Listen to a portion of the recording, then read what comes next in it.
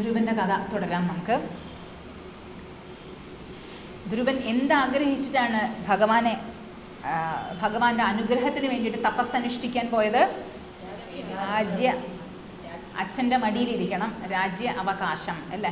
പക്ഷേ തപസ് ചെയ്ത് മനസ്സ് ശുദ്ധമാകും തോറും ധ്രുവൻ്റെ മനസ്സിലൊന്നും ഉണ്ടായിരുന്നില്ല. ഭഗവാന് അല്ലാതെ വേറൊന്നും ഒരു ആഗ്രഹവും ഉണ്ടായിരുന്നില്ല. പക്ഷേ ആദ്യം തപസ്സിന് വേണ്ടിയിട്ട് ഇറങ്ങി പുറപ്പെട്ടപ്പോൾ എന്ത് ആഗ്രഹമാണോ ഉണ്ടായത് അതാണ് ഭഗവാൻ അത് നോക്കണമല്ലോ, അതും നോക്കും ഭഗവാൻ. അപ്പം ധ്രുവൻ ഭഗവാൻ പ്രത്യക്ഷപ്പെട്ടു. ഭഗവാൻ ചോദിക്കാൻ എന്താണ് വേണ്ടത് ചോദിക്കുക പോലും ചെയ്തില്ല. ശരിക്കും ധ്രുവൻ ആവശ്യപ്പെട്ടത് എന്താണ്? ആദ്യം ആവശ്യപ്പെട്ടത് രാജ്യമാണ്. പക്ഷെ പിന്നീടോ എല്ലാം മനസ്സ് ശുദ്ധമാകും തോറും നമ്മുടെ ഉള്ളിൽ ബാക്കി എന്തൊക്കെ ആഗ്രഹങ്ങളുണ്ടോ അതെല്ലാം ആ ഭഗവാന് വേണ്ടിയുള്ള ആഗ്രഹം, ആ ആഗ്രഹങ്ങളെല്ലാം വിഴുങ്ങിക്കളയും. അങ്ങനെയാണ് ഒറ്റൊരാഗ്രഹം മതി, ബാക്കി എല്ലാ ആഗ്രഹങ്ങളെ വിഴുങ്ങിക്കളയും. എങ്ങനെയാണ് നമ്മുടെ ഈ കിണറ്റിലൊക്കെ വെള്ളം ശുദ്ധീകരിക്കാൻ വേണ്ടിയിട്ട് ഒരു സാധനം തേറ്റാമ്പരൽ പൊടി അല്ലേ, ആലം എന്ന് പറയും നമ്മൾ, ആലം പൗഡർ. ആ ആലം ഇട്ട് കഴിഞ്ഞാൽ ആ കിണറ്റിലുള്ള വെള്ളത്തിൽ എന്തൊക്കെ അശുദ്ധിയുണ്ടോ പൊടികളുണ്ടോ അതെല്ലാം താഴേക്ക് സെറ്റിലാവും ചെയ്യും. പിന്നീടോ ആ തേറ്റാമ്പരൽ പൊടിയും താഴേക്ക് സെറ്റിലാവും, ജലം ശുദ്ധമാകും അല്ലേ. അപ്പോൾ ഒറ്റൊരു പൊടി ഇട്ടാൽ മതിയല്ലേ, ബാക്കി എല്ലാ പൊടികളെയും അത് കളയും, ശാന്തമാക്കും, അതും ശാന്തമായി പോകും. അതേപോലെ തന്നെ ഒരാഗ്രഹം നമ്മുടെ ജീവിതത്തിൽ, അതായത് ഭഗവാന് വേണം എന്നുള്ള ഒറ്റൊരാഗ്രഹം മതി, ബാക്കി എല്ലാ ആഗ്രഹങ്ങളെയും അത് വിഴുങ്ങിക്കളയും. ധ്രുവനെ ഭഗവാൻ അനുഗ്രഹിച്ചു. ധ്രുവൻ തിരിച്ചു വരികയാണ്. ഈ കഥ എല്ലാവർക്കും അറിയുന്നതുകൊണ്ട് കുറച്ച് ഫാസ്റ്റ് ഫോർവേഡ് ചെയ്യാണ്. തിരിച്ചു വരികയാണ്. പക്ഷെ ധ്രുവൻ്റെ മനസ്സിൽ വല്ലാത്ത സങ്കടമുണ്ട്. എന്താണ്? ഞാൻ തപസ്സിന് വേണ്ടി ഇറങ്ങി പുറപ്പെട്ടത് എന്തിനു വേണ്ടിയിട്ടാണ്? തുച്ഛമായിട്ടുള്ള അച്ഛൻ്റെ മടിയിലിരിക്കണം, ആ രാജ്യത്തിന് വേണ്ടി, ശാശ്വതമായ ഒരു പദത്തിന് വേണ്ടിയിട്ടാണല്ലോ ഞാൻ ആദ്യം ആഗ്രഹിച്ചത് എന്ന് പറഞ്ഞുള്ളൊരു വിഷമം ഉള്ളിൽ തീർച്ചയായിട്ടും ഉണ്ട്. പക്ഷേ അവസാനം ഭഗവാൻ നൽകിയത് എന്താണ്? ശാശ്വതമായിട്ടുള്ളൊരു പദം, രാജ്യ സിംഹാസനം മാത്രമല്ല. ആ കാലത്തിന് ശേഷം ധ്രുവൻ പിന്നീട് 36 വർഷം ആ ഭരണം നടത്തി എന്നാണ്. അച്ഛൻ ധ്രുവന് ഏൽപ്പിച്ചു കൊടുത്തു രാജ്യഭാരം. അതിനുശേഷം 36,000 വർഷം. ഈ വർഷത്തിൻ്റെ കണക്കൊക്കെ, ഈ സമയത്തിൻ്റെ കണക്കൊക്കെ ആപേക്ഷികമാണല്ലോ അല്ലേ. നമ്മളിപ്പോൾ ജാഗ്രത അവസ്ഥയിൽ സമയവും സ്വപ്നാവസ്ഥയിൽ സമയവും തമ്മിൽ വ്യത്യാസമുണ്ടല്ലോ അല്ലേ. സ്വപ്നത്തിൽ ചിലപ്പോൾ നമ്മൾ കല്യാണം കഴിച്ച് കുട്ടികളുണ്ടായി, കുട്ടികളുടെ കുട്ടികളുണ്ടായി, ഒരു എത്രയോ 2-3 തലമുറ നമുക്ക് പാസ് ചെയ്യും അല്ലേ സ്വപ്നത്തിൽ. പക്ഷേ സമയം ചുരുങ്ങിയ സമയം. സ്വപ്നം എന്ന് പറയുമ്പോൾ ഒരു 2.5-3 മിനിറ്റ് മാക്സിമം ഉണ്ടാവുള്ളൂ എന്നാണ് ജാഗ്രത അവസ്ഥയിൽ. പക്ഷെ എന്തൊക്കെ നമ്മൾ കാണുന്നു, സമയം ആപേക്ഷികമാണല്ലോ. അതുപോലെ ഇതും ആപേക്ഷികം. 36,000 വർഷം, കുറേ കൊല്ലങ്ങൾ ജീവിച്ചു. അതിനുശേഷം ഭഗവാൻ നൽകിയ ആ ധ്രുവപദം നമ്മൾ പറയുമല്ലോ, നമ്മൾ കാണുമല്ലോ അല്ലെ, നക്ഷത്ര ഗ്രഹങ്ങൾക്ക് പോലും അപ്രാപ്യമായിട്ടുള്ള ആ ഒരു ധ്രുവ പദം, ആ സ്ഥാനം, എക്കാലവും നീണ്ടു നിൽക്കുന്ന ആ ഒരു സ്ഥാനം ധ്രുവന് പ്രാപ്തമായി. അപ്പം ഈ ധ്രുവൻ്റെ കഥയിലൂടെ നമുക്കെന്താണ് സന്ദേശം? എന്ത് വേണമെങ്കിലും ഭഗവാനോട് ചോദിക്കാം. ഭഗവാൻ നമ്മുടെ എല്ലാമാണല്ലോ.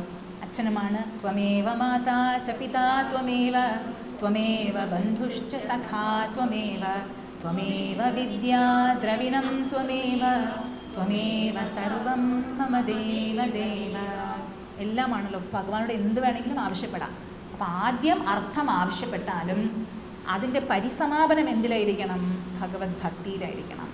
അതാണ് ധ്രുവൻ അവസാനം ആഗ്രഹിച്ചത്. ഇതിലൊരു തമാശയായിട്ടുള്ള ഒരു കാര്യം കൂടി പറയുന്നുണ്ട്. രാജ്യത്തിലേക്ക് തിരിച്ചു വന്നു. അച്ഛന് വല്ലാത്ത വിഷമമുണ്ട്, ചിറ്റമ്മയ്ക്കും വല്ലാത്ത വിഷമമുണ്ട് ധ്രുവനെ ഇങ്ങനെ വാക്കുകൾ പറഞ്ഞ് വേദനിപ്പിച്ചത് കാരണം. പക്ഷെ എല്ലാവരും ധ്രുവൻ തിരിച്ചു വരുന്നു എന്ന് പറഞ്ഞപ്പോൾ എല്ലാവരും ഓടി സ്വാഗതം ചെയ്യാൻ വന്നു. ഉത്താനപാത രാജാവ്, സുരുചി, സുനീതി, ഉത്തമനും എല്ലാവരും കൂടി ചേർന്നിട്ട്. എന്നിട്ട് ധ്രുവന് രാജ്യം ഏൽപ്പിക്കുകയാണ്. പിന്നീട് എന്താ സംഭവിച്ചത്? ഉത്തമൻ്റെ കാര്യം, ഉത്തമൻ നായാട്ടിന് ഇറങ്ങി പുറപ്പെട്ടേക്കും ഒരു യക്ഷൻ വന്നിട്ട് കൊന്നുവല്ലോ അല്ലേ യുദ്ധത്തിൽ. അതിനുശേഷം സുരുചി ആ ഉത്തമനെ തേടി പുറപ്പെട്ടു. കാട്ടുതീയിൽ വെന്ത് നീറി ചാമ്പലായി. അവരുടെ ഗതി അങ്ങനെയായി. പിന്നീട് ധ്രുവൻ രാജ്യം ഭരിച്ചു. കുറേ ഇവിടെ ഒരു കാര്യം കൂടി എടുത്തു പറയാനുണ്ട് ഈ ഒരു കഥയിൽ. ഈ ഉത്തമൻ യക്ഷ മുഖേന മരിച്ചു എന്ന് കേട്ടപ്പോഴത്തേക്കും ധ്രുവന് ദേഷ്യം വന്നു. എന്നിട്ട് ധ്രുവൻ എന്ത് ചെയ്തു? പോയിട്ട് യക്ഷന്മാരോട് യുദ്ധത്തിന് പുറപ്പെട്ടു എന്നാണ്. യക്ഷന്മാരോട് യുദ്ധത്തിന് പുറപ്പെട്ടു. ഒരു യക്ഷനാണ് ധ്രുവൻ്റെ സഹോദരനായ ഉത്തമനെ കൊന്നത്. പക്ഷേ എല്ലാ യക്ഷന്മാരെയും ഞാൻ പ്രതികാരം വരുത്തും എന്ന് പറഞ്ഞുകൊണ്ട് ധ്രുവൻ ഇറങ്ങി പുറപ്പെട്ടു. അപ്പം ആലോചിച്ച് നോക്കൂ, ഇത്രയും തപസ് ചെയ്ത വ്യക്തി ഒരു സാധാ ഒരു യക്ഷനോട് ഉള്ള ദേഷ്യത്തിന് കാരണം മുഴുവനും കുലത്തിനെ തന്നെ നശിപ്പിക്കുമെന്ന് പറഞ്ഞുകൊണ്ട് പുറപ്പെട്ടു അല്ലേ. അപ്പം ഏത് വാസനയാണ് എപ്പോഴാണ് പുറത്തു വരിക നമുക്ക് പറയാനേ പറ്റില്ല അല്ലേ ഉള്ളിൽ. അതുകൊണ്ട് ഒരു ഭഗവത് അനുഗ്രഹവും ഒരു ഗുരുവിൻ്റെയും ശാസ്ത്ര നിർദ്ദേശം കൊണ്ട് മാത്രമേ നമ്മുടെ ഉള്ളിലുള്ള സംസ്കാരങ്ങൾ വാസനകൾ പുറത്ത് വന്ന് അതിനെ തരണം ചെയ്യാനുള്ള ഒരു സഹായം നമുക്ക് കിട്ടുകയുള്ളൂ എന്ന് പറയാം. അതും കൂടി ഓർക്കണം ഈ ഒരു കഥയിലൂടെ. ഇപ്പോൾ ധ്രുവൻ്റെ ചരിത്രം അർത്ഥ പുരുഷാർത്ഥത്തിനെ സൂചിപ്പിക്കുന്നു. പിന്നീട് വരുന്നത് ആദ്യം നമ്മുടെ ഭാഗവതത്തിൽ ഈ ചതുർത്ഥ സ്കന്ധത്തിൽ വരുന്നത് ആദ്യം ദക്ഷചരിതമാണ്. പക്ഷെ നമ്മൾ ആ അർത്ഥ കാമ ധർമ്മ മോക്ഷ ഈ ഒരു ക്രമത്തിൽ നമുക്ക് പോവാം എന്നാണ്. രണ്ടാമത്തത് വരുന്നത് കാമപുരുഷാർത്ഥം. കാമപുരുഷാർത്ഥത്തിൻ്റെ വിശദീകരണം പൃഥു ചക്രവർത്തിയുടെ കഥയിലൂടെയാണ്. ധ്രുവൻ്റെ വംശത്തിൽ തന്നെ പിന്നീട് വന്ന ഒരു രാജാവ് അംഗരാജാവിന് പുത്രന്മാരുണ്ടായില്ല, സന്താനങ്ങളുണ്ടായില്ല. അതുകൊണ്ട് രാജാവല്ലേ, ഇപ്പോൾ സന്താനം വേണമല്ലോ, അതുകൊണ്ട് പുത്രകാമേഷ്ടി യാഗമൊക്കെ നടത്തി എന്നിട്ട് ഒരു പുത്രനുണ്ടായി. നമ്മുടെ ഈ ഭാഗവതത്തിൻ്റെ മാഹാത്മ്യത്തിൽ പറയുന്ന ആത്മദേവൻ ദുന്ദുലിയുടെ കഥ പോലെ തന്നെ ആത്മദേവന് കഷ്ടപ്പെട്ടിട്ട് ആ സന്യാസിയിൽ നിന്നും പഴം വാങ്ങിയിട്ട് ഒരു പുത്രൻ ഉണ്ടായി അല്ലേ. പക്ഷെ ആ പുത്രൻ ഉണ്ടായത് ആത്മദേവന് വൈരാഗ്യം ജനിപ്പിച്ചു, അത്യധികം വൈരാഗ്യം ജനിപ്പിച്ചു, അനുഗ്രഹമായി മാറി, സ്വയം ഗൃഹമൊക്കെ വിട്ട് കാട്ടിലേക്ക് പോയല്ലോ. അതേപോലെ തന്നെ ഇവിടെയും അംഗരാജാവനുണ്ടായ പുത്രൻ വേനൻ മഹാദുഷ്ടനായിരുന്നു. കളിച്ചുകൊണ്ടിരിക്കുന്ന കുട്ടികളെ നന്നായിട്ട് അടി കൊടുക്കും, എന്നിട്ട് അവരെ പിടിച്ച് കിണറ്റിൻ്റെ ഉള്ളിലിടും. കോഴിയൊക്കെ ഇങ്ങനെ സഞ്ചരിച്ചുകൊണ്ടിരിക്കുകയാണെങ്കിൽ അവരുടെ കഴുത്ത് പിടിച്ച് ഇങ്ങനെ മുറുക്കും. അങ്ങനത്തെ മഹാദുഷ്ടൻ എന്ന് തന്നെ പറയാം, അടിവരയോടെ അങ്ങനത്തുള്ള ദുഷ്ടൻ. അതുകൊണ്ട് ആ പുത്രൻ ഉണ്ടായി. എങ്ങനെയുള്ള പുത്രൻ? ദുഷ്ടനായ പുത്രൻ. നല്ല പുത്രൻ ഉണ്ടാവുകയാണെങ്കിൽ നമുക്ക് വൈരാഗ്യം അത്ര അധികം വരില്ല അല്ലേ. എത്ര നല്ല കുട്ടിയാണ് അറിയോ, അയ്യോ നമ്മൾ കൂടെ എത്തുകൊണ്ടിരിക്കും, നമുക്ക് കൂടുതൽ അറ്റാച്ച്മെൻറ്റ് ആസക്തി വന്നുകൊണ്ടിരിക്കും. പക്ഷേ ഇങ്ങനത്തുള്ള പുത്രന്മാർ ബന്ധുക്കൾ എപ്പോഴും ഓർക്കണം, നമ്മുടെ തൊട്ടടുത്തുള്ളവർ സുഹൃത്തുക്കളോ ബന്ധുക്കളോ പുത്രന്മാരോ മക്കളോ ഒക്കെ ഇങ്ങനത്തുള്ളവരെ ആ കൂട്ടത്തിൽ പെടുകയാണെങ്കിൽ ഭഗവാനോട് പ്രത്യേകം നന്ദി പറയണം. എന്തുകൊണ്ട്? അവർ മുഖേന നമുക്ക് കൂടുതൽ വൈരാഗ്യം വരുമല്ലോ അല്ലേ. വൈരാഗ്യം വരാൻ വലിയ ബുദ്ധിമുട്ടാണല്ലോ. അടി കിട്ടിയാൽ കൂടുതൽ നമ്മൾ പഠിക്കും അല്ലേ. അതുകൊണ്ട് നമ്മുടെ തൊട്ടടുത്ത് നമുക്ക് അടി തരാൻ പറ്റുന്നവർ വേണം. അടി തരുന്തോറും നമ്മുടെ ഉള്ളിൽ അഹങ്കാരം ചതഞ്ഞ് പോകുമല്ലേ. പോണ്ടേ, അഹങ്കാരം ചതയാൻ അടിയാണ് ഏറ്റവും നല്ല ഉപായം. പക്ഷേ നോവിക്കും, പെട്ടെന്ന് പോകും. അല്ലെങ്കിൽ നമ്മളെന്താ പറയുക, നമ്മൾ ബാക്കിയുള്ളവർ നോക്കിയിട്ട് കണ്ടോ എന്തോരം അഹങ്കാരമാണ് അവന് എന്ന് നമ്മൾ പറയുമല്ലേ. പക്ഷെ നമുക്ക് പറയാൻ പറ്റണം, ഓ എൻ്റെ ഒരു അഹങ്കാരം എന്തോരം അഹങ്കാരമാണ് കണ്ടോ എന്ന് നമുക്ക് പറയാൻ പറ്റണം അല്ലേ. അതെപ്പോഴാണ് അറിയുക, എപ്പോഴാണ് അപ്പം തോന്നുക? നമുക്ക് തൊട്ടടുത്തുള്ളവർ നമ്മളെ ശരിക്കും മനസ്സിലാക്കാതെ നന്നായിട്ട് നമുക്ക് വാക്കുകൊണ്ടും പ്രവൃത്തി കൊണ്ടും ഒക്കെ നമുക്ക് അടി തരുമ്പോൾ നമുക്ക് ഉള്ളിലൊരു വേദന വരുമല്ലേ. അപ്പം നമ്മുടെ ഉള്ളിലുള്ള അഹങ്കാരം ചതഞ്ഞ് ഇല്ലാതാവാണല്ലേ. അതേപോലെ അംഗരാജാവിന് സ്വന്തം പുത്രൻ വേനൻ മുഖേന അത്യധികം വൈരാഗ്യം വന്നു, രാജ്യം വിട്ടുപോയി. അപ്പോൾ വീണ്ടും ആ രാജ്യത്തിൽ അരാജകത്വം വന്നു. അതുകൊണ്ട് അവിടത്തുള്ള പണ്ഡിതന്മാർ, ശ്രേഷ്ഠന്മാർ, ഋഷിമാരെല്ലാം കൂടി ചേർന്നിട്ട് പുത്രനെ രാജാവാക്കി. ആരെ? വേനനെ രാജാവാക്കി. വേനനെ രാജാക്കിയാൽ തീർന്നല്ലോ. എന്താണ്? മഹാകള്ളനെ രാജാവാക്കി. അപ്പോൾ അവിടത്തുള്ള കള്ളന്മാരൊക്കെ ഓടിപ്പോയി. എന്തുകൊണ്ട്? കള്ളനെ രാജാവാക്കി കഴിഞ്ഞാൽ പിന്നെ കള്ളന്മാർക്ക് അവിടെ നിൽക്കപ്പൊളി ഉണ്ടാവില്ല. കാരണം എല്ലാ കള്ളന്മാരെങ്ങനെയാണ് സഞ്ചരിക്കുക അതെല്ലാം അവർക്ക് അറിയും. അതുകൊണ്ട് പിടിക്കപ്പെടുമല്ലോ. അതുകൊണ്ട് പിന്നെ രാജ്യത്തിലുള്ളവർക്ക് കഷ്ടമാണ്. കാരണം കള്ളന്മാരില്ലെങ്കിലും രാജാവ് തന്നെ കള്ളനാണല്ലോ. അപ്പോൾ പിന്നെ എന്തായിരിക്കും അവിടുത്തെ സ്ഥിതി അല്ലേ. കഷ്ടപ്പെട്ടു അവിടത്തുള്ള ജനങ്ങൾ. അപ്പോൾ ഋഷിമാർ എന്ത് ചെയ്തു? ഈ ഉപദേശങ്ങളൊക്കെ നൽകാൻ പോയി. ആർക്ക്? വേനൻ അല്ലേ. വേനൻ കേൾക്കുമോ? വേനൻ പറയണം, നിങ്ങളത് ബാലിശ യൂയം ബത്ത, അതായത് നിങ്ങളൊക്കെ പറയുന്ന കൊച്ചു കുട്ടികളുടെ കാര്യമാണ്. അവരെന്താ പറഞ്ഞത്? ധർമ്മോ രക്ഷതി രക്ഷിത. ധർമ്മം നമ്മൾ ആചരിക്കുകയാണെങ്കിൽ ആ ധർമ്മം നമ്മൾ രക്ഷിക്കും. ആചരിക്കുന്നില്ലെങ്കിലോ? അപ്പോൾ രാജാവ് എങ്ങനെയോ അതുപോലെ പ്രജകളായിരിക്കും. അപ്പോൾ രാജാവ് എന്താണോ ചെയ്യുന്നത് അതുപോലെ പ്രജകൾ ചെയ്താൽ രണ്ടുപേർക്കും നാശനഷ്ടങ്ങളാണല്ലോ സംഭവിക്കുക. ആ രാജ്യം എന്തായി തീരും? അധോഗതിയിലേക്കായിരിക്കും പോവുക. പക്ഷെ ഈ പറഞ്ഞതൊന്നും ചെവിയിൽ കൊണ്ടതേയില്ല. അതാണ് അങ്ങനത്തെ ഉള്ള പുരുഷൻ്റെ മഹത്വം അല്ലേ. അവർ വിചാരിക്കും ഞാൻ തന്നെയാണ് ശ്രേഷ്ഠൻ, അതുകൊണ്ട് ഞാൻ ബാക്കിയുള്ളവർ പറയുന്ന ഒന്നും ഞാൻ കേൾക്കില്ല. അപ്പം എന്ത് സംഭവിച്ചു? ഒരു ദേഷ്യം വന്നു ഋഷിമാർക്ക്. നമുക്ക് നമ്മുടെ ദേവി മഹിഷാസുരമർദിനി ദേവി ഒരു അസുരൻ ധൂമ്രലോചനൻ എന്ന അസുരന് ഹും എന്ന് പറഞ്ഞപ്പം ആ ധൂമ്രലോചനൻ ഭസ്മമായി തീർന്നുവല്ലോ അല്ലേ, എന്ന് പറഞ്ഞു. അതുപോലെ ഇവരെന്ത് ചെയ്തു, എന്ന് പറഞ്ഞു. അപ്പോഴത്തേക്ക് ആരെന്തായി, വേനൻ ഭസ്മമായി തീർന്നു എന്ന്. ഭസ്മമായില്ല, മരിച്ചുപോയി എന്ന് പറയാം.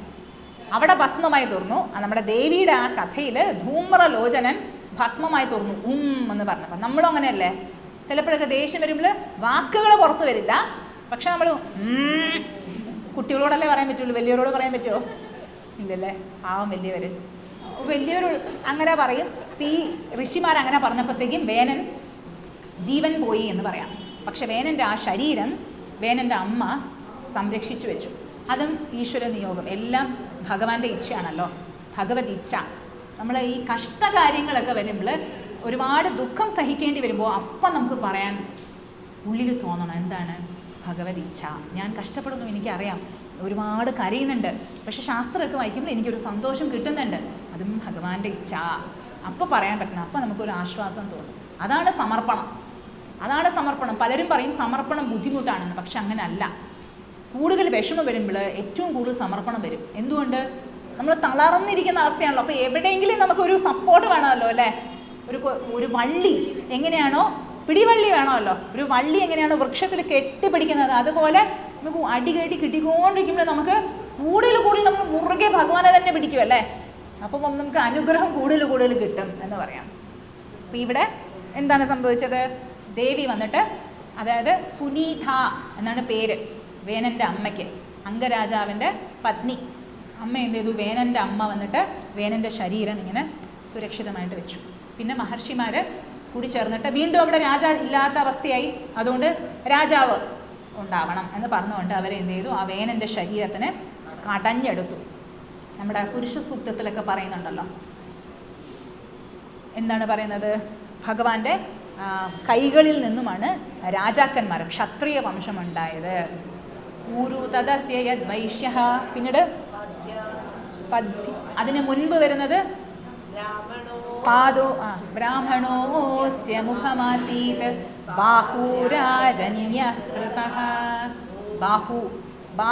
ബാഹുക്കൾ എന്താണ്, ഭഗവാന്റെ ആ വിരാട് പുരുഷന്റെ ബാഹുക്കൾ ആരാണ്, ക്ഷത്രിയ കുലം എന്ന് പറയാം. അതുകൊണ്ട് ആ വേനൻ്റെ ശരീരത്തിൻ്റെ ബാഹുക്കൾ, കൈകൾ കടഞ്ഞപ്പോഴത്തേക്കും, അതൊക്കെ കടയാൻ പറ്റുമോ എന്നൊക്കെ ഒരു ചോദ്യം വരാം അല്ലേ. അതൊക്കെ ഈ സയൻസിൻ്റെ ഒരു ടെക്നോളജി വൈസുള്ള കാര്യങ്ങളാണ്. അപ്പം നമുക്ക് എന്തായാലും കഥയിലേക്ക് തിരിച്ചു വരാം. കടഞ്ഞപ്പോഴത്തേക്കും അതിൽ നിന്നും, ആ ശരീരത്തിൽ നിന്നും ദിവ്യമായ ഒരു സ്ത്രീ പുരുഷ യുഗളം പ്രത്യക്ഷപ്പെട്ടു. പൃഥു, അർച്ചി ആരാണ്, ഇവർ രണ്ടുപേരും ഭഗവാനും ലക്ഷ്മി ദേവിയുടെയും സാക്ഷാത് അവതാരം. പൃഥു മഹാരാജാവ് വിഷ്ണു ഭഗവാന്റെ തന്നെ അവതാരം, അർച്ചി ദേവി ലക്ഷ്മി ദേവിയുടെ അവതാരം.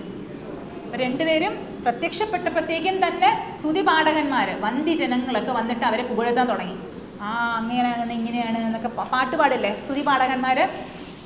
അപ്പോൾ പൃഥു ചക്രവർത്തി പറഞ്ഞു, നിൽക്കൂ, ഞാൻ ഇപ്പോൾ ജനിച്ചിട്ടില്ലേ ഉള്ളൂ, ഇപ്പോഴേ എന്തുകൊണ്ട് എന്നെ ഞാൻ ഒന്നും ചെയ്തിട്ട് പോലുമില്ല, ചെയ്തതിന് ശേഷമല്ലേ സ്തുതിക്കേണ്ടത്, ഇപ്പം ഞാൻ ഒന്നും ചെയ്തിട്ടില്ലല്ലോ, പിന്നെ ഇങ്ങനെയാ സ്തുതിക്കാൻ പറ്റുക. കണ്ടോ, മഹാത്മാക്കൾ അല്ലേ. സാധാരണ ജനങ്ങൾ എങ്ങനെയാണ്, നമ്മൾ ആരെങ്കിലും ഒന്ന് പുകഴ്ത്തി കഴിഞ്ഞാൽ നമ്മുടെ ഉള്ളിൻ്റെ ഉള്ളിൽ നമ്മൾ പൊങ്ങിപ്പോകും അല്ലേ, ഉള്ളിൻ്റെ ഉള്ളിൽ ഒരു സന്തോഷം. ഇവിടെ പറയാനില്ല, എനിക്കില്ലാത്ത കാര്യങ്ങൾ, ഞാൻ ഇപ്പോഴല്ലേ വന്നിട്ടുള്ളൂ, ചെയ്തതിന് ശേഷം നിങ്ങൾ സ്തുതിച്ചോളൂ. അപ്പോൾ ഇവർക്ക് എന്താ ചെയ്യേണ്ടതെന്ന് അറിയില്ല. ഋഷിമാരോട് ചോദിക്കുകയാണ് എന്താ ചെയ്യേണ്ടത് ഇപ്പം. അപ്പം അവർ പറയണം പുകഴ്ത്തിക്കോളൂ, പക്ഷെ എങ്ങനെ പുകഴ്ത്തണം, അങ്ങ് ഇങ്ങനെയായി തീരും എന്ന് പറഞ്ഞോണ്ട്, അങ്ങനെ തീരും, അങ്ങനെ ആയി തീരും എന്ന് പറഞ്ഞോണ്ട്, ഇങ്ങനെയാണ് എന്ന് പറയുന്നതിലും സത്യസന്ധൻ ആണ് എന്ന് പറയുന്നതിൽ സത്യസന്ധൻ ആയിത്തീരും, നല്ല രാജാവ് ആയിത്തീരും, ജനങ്ങൾക്ക് ഏറ്റവും പ്രിയപ്പെട്ടവനായിത്തീരും എന്ന് പറഞ്ഞുകൊണ്ട്, അങ്ങനെ പറഞ്ഞുകൊണ്ട് സ്തുതിച്ചോളൂ എന്ന് പറഞ്ഞുകൊണ്ട് പറഞ്ഞു. അപ്പോൾ വന്ധ്യജനങ്ങൾ വീണ്ടും ആ രാജാവിനെ സ്തുതിക്കാൻ തുടങ്ങി. അപ്പോൾ രാജാവ് എന്ത് ചെയ്തു, രാജാവിൻ്റെ കാലഘട്ടത്തിൽ ഒരുപാട് പരിഷ്കാരങ്ങൾ കൊണ്ടുവന്നു. എന്തൊക്കെയാണ്, പുതിയ കാമപുരുഷാർത്ഥം എന്നാണല്ലോ നമ്മൾ പറഞ്ഞത്. കാമപുരുഷാർത്ഥത്തിൻ്റെ വ്യാഖ്യാനമാണ് ഈ പൃഥു മഹാരാജാവിൻ്റെ കഥ. അപ്പം വേനൻ്റെ രാജ്യകാലത്തിൽ ദുഷ്ട രാജാവ്, അതുകൊണ്ട് ഭൂമിദേവി എന്ത് ചെയ്തു, ദുഷ്ടനായ രാജാവ്, അതുകൊണ്ട് ദുഷ്ടജനങ്ങൾ, അതുകൊണ്ട് ഒന്നും ജനങ്ങൾക്ക് നൽകിയില്ല. കഴിക്കാൻ ഭക്ഷണമില്ല, ഈ മൃഗങ്ങൾക്കാണെങ്കിലും പശുപക്ഷികൾക്കാണെങ്കിലും മനുഷ്യർക്കാണെങ്കിലും കഴിക്കാനൊന്നുമില്ലല്ലേ. എല്ലാ സംഭവങ്ങളും ഈ ഖനികളും എല്ലാം ഭൂമിദേവി തന്നിലേക്ക് മറച്ചു പിടിച്ചു. അപ്പം എന്ത് ചെയ്തു രാജാവ്? അതെല്ലാം തിരിച്ചു കൊണ്ടുവരണമല്ലോ അല്ലേ. അപ്പം അമ്പും വില്ലും എടുത്തുകൊണ്ട് ആരുടെ പിന്നാലെ പോയി? ഭൂമിയുടെ പിന്നാലെ അല്ലേ. ഭൂമി പശു രൂപം ധരിച്ചുകൊണ്ട് ഓടുകയാണ്. രാജാവേ, എന്നെ ഒന്നും ചെയ്യരുത്, അങ്ങ് എന്നെ രക്ഷിക്കേണ്ട ആളല്ലേ, അങ്ങ് ഒന്നും ചെയ്യരുത് എന്ന് പറഞ്ഞുകൊണ്ട്. അപ്പോൾ ഒരു വഴി പറഞ്ഞു തരൂ എന്ന് പറഞ്ഞുകൊണ്ട് പൃഥു മഹാരാജാവ് ചോദിക്കുകയാണ്. അപ്പം ഭൂമിദേവി പറയാണ്, എനിക്കൊരു കിടാവിനെ തരൂ, അപ്പോൾ കിടാവ് മുഖേന ഞാൻ നിങ്ങൾക്ക് എന്തും തരാം. അപ്പോൾ ഭാഗവതത്തിൽ പറയുന്നത് മനുഷ്യർ, ഗന്ധർവന്മാർ, രാക്ഷസന്മാർ, കിന്നരന്മാർ, പശുക്കൾ, മൃഗങ്ങൾ, സർപ്പങ്ങൾ എല്ലാം അവയുടെ യോനിയിലുള്ള കിടാക്കളെ കൊണ്ടുവന്നിട്ട് പശുവിൽ നിന്നും, ഭൂമിയാകുന്ന പശുവിൽ നിന്നും അവർക്ക് എന്തൊക്കെയാണോ വേണ്ടത് അതെല്ലാം നേടിയെടുത്തു. പക്ഷേ ഇതിൻ്റെ കുറച്ചുകൂടി നമ്മൾ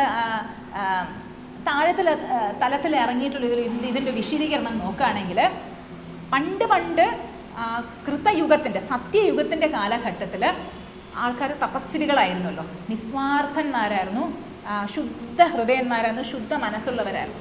അതുകൊണ്ട് ഒന്നും ചെയ്തില്ല എങ്കിലും ഭൂമി എല്ലാം അവർക്ക് നൽകിയിരുന്നു. പക്ഷെ പിന്നീട് സ്വാർത്ഥത ഉള്ളിൽ കയറി വന്നു, അലസന്മാരായി തീർന്നപ്പോഴത്തേക്കും എല്ലാം നശിച്ചുപോയി അല്ലേ.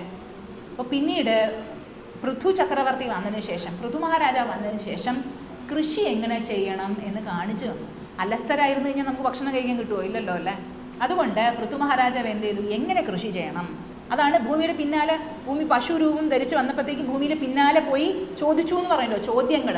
അതിൻ്റെ പിന്നിലുള്ള തത്വം എന്താണ്, എങ്ങനെയാണ് ഇതൊക്കെ നേടിയെടുക്കേണ്ടത്? ഓരോ സ്ഥലത്തും എല്ലാ സ്ഥലത്തും എല്ലാ കൃഷിയും ഉണ്ടാവണമെന്ന് നമുക്ക് പറയാൻ പറ്റില്ലല്ലോ. ആ സ്ഥലത്തിൻ്റെ പ്രത്യേകത അനുസരിച്ച്, ഈ ക്ലൈമറ്റ് അനുസരിച്ച്, വെള്ളത്തിൻ്റെ ഫ്ലോ അനുസരിച്ച് ഓരോ പ്രദേശത്തും വ്യത്യസ്തമായ കൃഷികളായിരിക്കും വരിക. അപ്പം പൃഥു എന്ത് ചെയ്തു? ആ ഓരോ സ്ഥലത്ത് അതിൻ്റെ തനതായ ആ രീതികളൊക്കെ ആൾക്കാരെ കൊണ്ട് പഠിപ്പിച്ചിട്ട് അവർക്ക് പറഞ്ഞു കൊടുത്ത് ചെയ്യിപ്പിച്ചു കൊടുത്തു. അപ്പം ആൾക്കാർ പരിശ്രമിച്ചു കൊണ്ട് ചെയ്തപ്പോഴത്തേക്കും അവർക്ക് ആ വിളവൊക്കെ കിട്ടുമല്ലോ.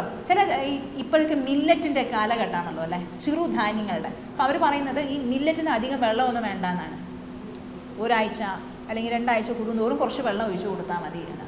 അപ്പോൾ ചില പ്രദേശത്ത് വെള്ളം ഇല്ലാത്ത സ്ഥലത്ത് അങ്ങനത്തെ കൃഷി ചെയ്യാം. വെള്ളം ആവശ്യമുള്ള സംഭവങ്ങൾ വേറെ ഉണ്ട്, അത് വെള്ളമുള്ള സ്ഥലത്തിൽ നമുക്ക് ചെയ്തു കൊടുക്കാം. അപ്പം അങ്ങനെ പൃഥു മഹാരാജാവാണ് അങ്ങനത്തെ ഉള്ളൊരു വ്യവസ്ഥ കൊണ്ടുവന്നത്. പിന്നീട് പറയുന്നത് ഈ ഗ്രാമത്തിൻ്റെ, നഗരത്തിൻ്റെ വ്യവസ്ഥകളൊക്കെ കൊണ്ടുവന്നതും, പട്ടണങ്ങൾ, വീഥികൾ അതൊക്കെ സ്ഥാപിച്ചത് കൊണ്ടുവന്നതും ആരാണ്? പൃഥു മഹാരാജാവാണ്.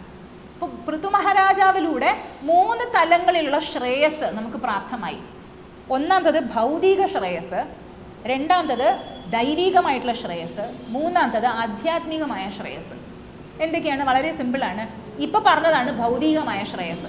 ഈ കൃഷി കാര്യങ്ങൾ, ഓരോരുത്തർക്ക് വിളവ് എങ്ങനെയാണ് കിട്ടേണ്ടത്, ഏത് സ്ഥലത്ത് എന്ത് ചെയ്യണം എന്നുള്ള ആ ഒരു അറിവും അത് ചെയ്യാനുള്ള സാമഗ്രികളും എങ്ങനെ ചെയ്യണം എന്നുള്ള കാര്യങ്ങളൊക്കെ പറഞ്ഞു കൊടുത്തു. അതൊരു കാര്യം.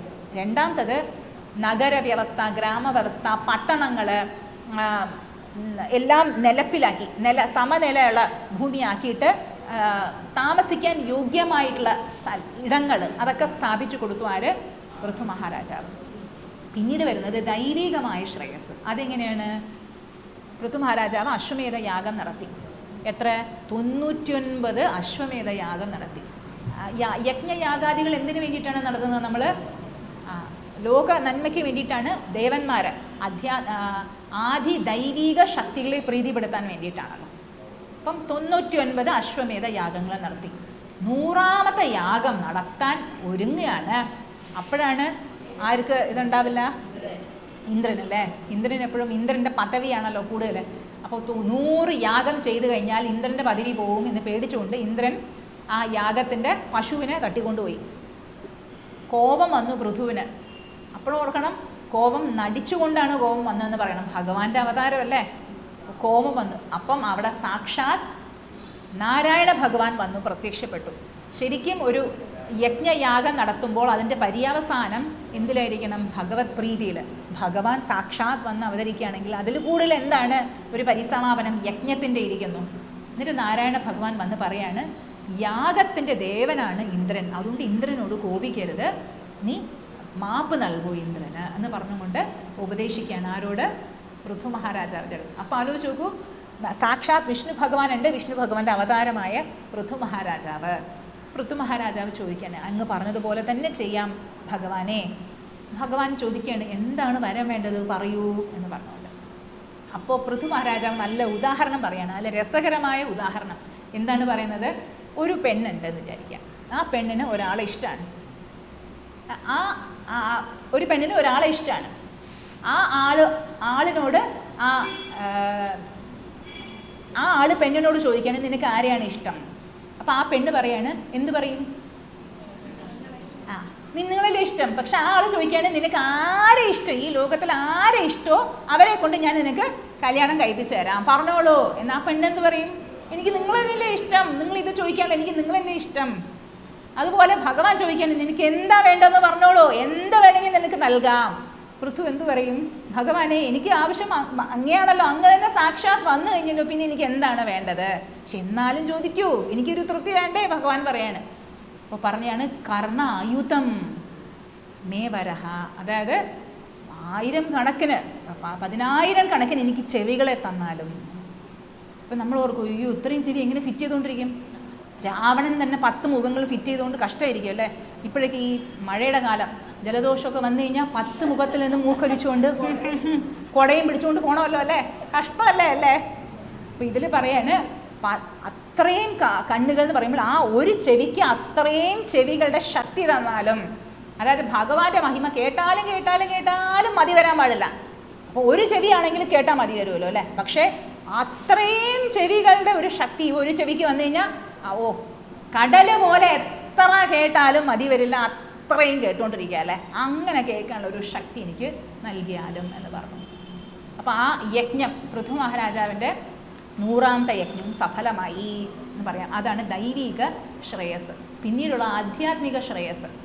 നമ്മുടെ രാജ്യത്താണെങ്കിലും ഈ ഓഗസ്റ്റ് 15, ജനുവരി 26 അഡ്രസ്സ് ഉണ്ടാവും അല്ലേ? പ്രസിഡൻഷ്യൽ പ്രൈം മിനിസ്റ്ററിൻ്റെ അഡ്രസ്സ്, ജനങ്ങൾക്കുള്ള ഒരു സന്ദേശം. അതേപോലെ പൃഥു രാജാവ് എന്ത് ചെയ്തു? അവസാനം വാനപ്രസ്ഥത്തിലേക്ക് പോകുന്നതിന് മുൻപ് പ്രജകളെ വിളർത്തിയിട്ട് എന്താണ് ആത്യന്തിക ശ്രേയസ്, എന്തിനാണ് ഇരിക്കുന്നത് എന്ന് പറഞ്ഞുകൊണ്ട് അവരെ അഭിസംബോധന ചെയ്യാണ്. പറയാണ്, എന്ത് കർമ്മം ചെയ്താലും ആ കർമ്മത്തിലൂടെ നമ്മൾ പ്രീതിപ്പെടുത്തേണ്ടത് ഭഗവാനെയാണ്. ഭഗവത്ഗീതയിൽ പറയുന്നുണ്ടല്ലോ, സ്വകർമ്മണ തം അഭ്യർച്ച്യ സിദ്ധിം വിന്ദതി മാനവ. സ്വന്തം കർമ്മം കൊണ്ട് ശരിക്കും എന്താണ് നേടേണ്ടത്? ഭഗവത് പ്രീതിയാണ് എന്ന് പറഞ്ഞുകൊണ്ട് വിശദമായിട്ട് പറഞ്ഞു കൊടുക്കുകയാണ് പ്രജകൾക്ക്. പിന്നീട് സനത്കുമാരൻ വന്നിട്ട്, സനത്കുമാരാദികൾ വന്നിട്ട് ആരെ കാണാൻ വരുന്നു? പൃഥു മഹാരാജാവിനെ കാണാൻ വരുന്നു. അത്ഭുതം അല്ലേ? മഹാത്മാക്കൾ തമ്മിൽ കണ്ടുമുത്താണ്. എന്ത് രസമായിരിക്കും ആ ഒരു രംഗം. സനത്കുമാരാദികൾ പൃഥു മഹാരാജനെ വന്ന് കാണുകയാണ്. എന്നിട്ട് അവർ മുഖേന പൃഥു മഹാരാജാവിന് മാത്രമല്ല പ്രജകൾക്കും ഒരു സന്ദേശം ലഭിക്കുക. അവർ പറയുന്ന ഒരു കാര്യം, നല്ല രസകരമായിട്ടൊരു കാര്യം പറയാണ്, എല്ലാത്തിലും ഭഗവാനെ കാണൂ, അതേ ഭഗവാൻ നമ്മുടെ ഉള്ളിലും ഉണ്ടെന്നും കാണൂ എന്നും കൂടി പറയാണ്. സോസ്മി, ആ ഭഗവാൻ എൻ്റെ ഉള്ളിലും ഞാനായിട്ടിരിക്കുന്നു എന്നും കൂടി അറിയണം എന്ന് പറഞ്ഞുകൊണ്ട് പ്രജകൾക്ക് ഉപദേശം നൽകാൻ. അപ്പോൾ 3 തരം ശ്രേയസ് ആരിലൂടെ? പൃഥു മഹാരാജാവിലൂടെ. ഭൗതിക ശ്രേയസ്, ആദിദൈവിക ശ്രേയസ്, ആധ്യാത്മിക ശ്രേയസ്. അടുത്ത കഥ അടുത്ത സെഷനിൽ.